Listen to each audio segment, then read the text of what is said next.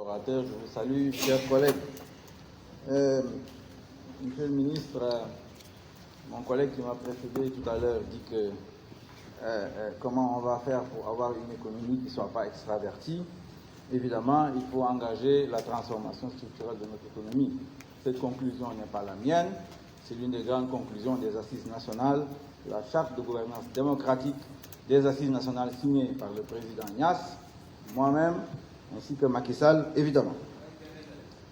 Monsieur le ministre, Madame Diakhaté, je crois, si elle est là, je la félicite, elle nous a rappelé que le principe du budget-programme, c'est la sincérité. Alors moi, j'ai des problèmes avec ça. Quand j'ai regardé le budget de l'Assemblée nationale, le flou est artistique. Il y a des choses que je ne comprends pas. Il n'y a même pas de dépenses de personnel dans le budget de l'Assemblée nationale. Tout est quelque part dans les biens et services pour 11 milliards. À la présidence de la République, j'ai fouiné pour retrouver les fonds politiques. Je ne les trouve pas. Je vois un chiffre de transfert courant à 8 milliards 800, quelque chose comme ça. Je pense que ça, le président aurait pu l'utiliser pour aider les Sénégalais pour l'électricité. Enfin, monsieur le ministre, nous avons un modèle économique que nous avons écrit après avoir écrit l'ouvrage « Le Sénégal, un lion économique » en 2004. Et c'est ce qui nous permet de comprendre comment marche l'économie sénégalaise. Nous pensons que vous allez aller dans une LFR en 2020. Je pense que quelqu'un, ou c'est vous ou un autre ministre, a dit ça lors des travaux de commission. Alors, vous faites un budget 2020 et vous savez déjà que vous allez aller en LFR. Donc, moi, j'ai un problème de sincérité par rapport aux chiffres que vous nous donnez. Monsieur le ministre, c'est là une des raisons pour lesquelles, évidemment, je ne voterai pas le budget. Vous n'avez pas engagé la transformation structurelle de notre économie. Et ça, il faut que vous le reconnaissiez. Pourquoi? Mais parce que vous êtes toujours dans la logique de la coopération internationale. Aller chercher des fonds, capter les fonds à l'extérieur. Or, il faut faire un travail d'économiste. Il faut regarder ce qu'il faut dans ce pays-là changer comme réforme pour aller de l'avant et augmenter la politique.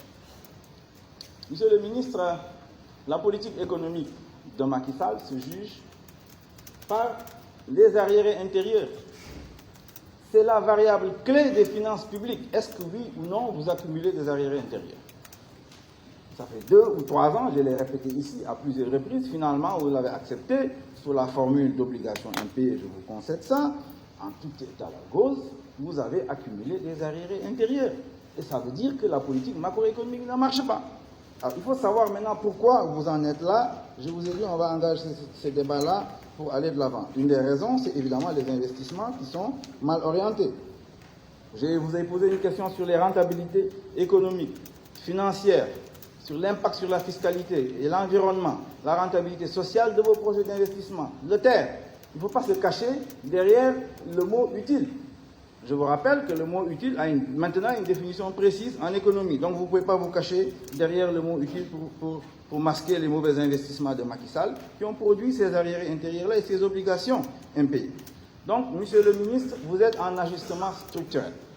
L'Allemagne vous a prêté ou donné, j'en sais rien, 70 milliards et vous impose des conditions pour baisser le coût du travail au Sénégal. Ça, nous l'avons tenté.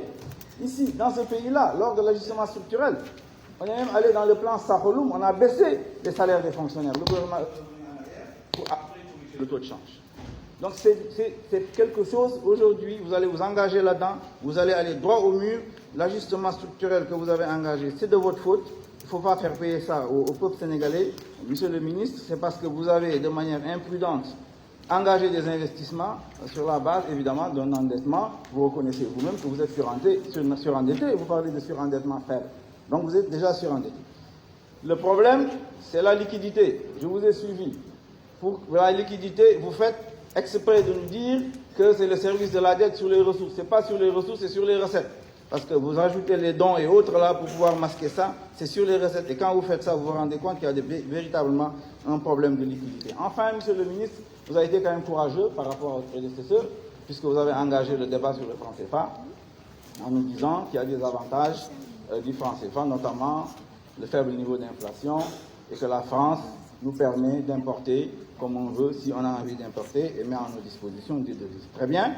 Ce qu'il faut maintenant, il faut dire au peuple sénégalais, mais je vais revenir là-dessus. Merci. Merci, chers collègues. Je vous remercie.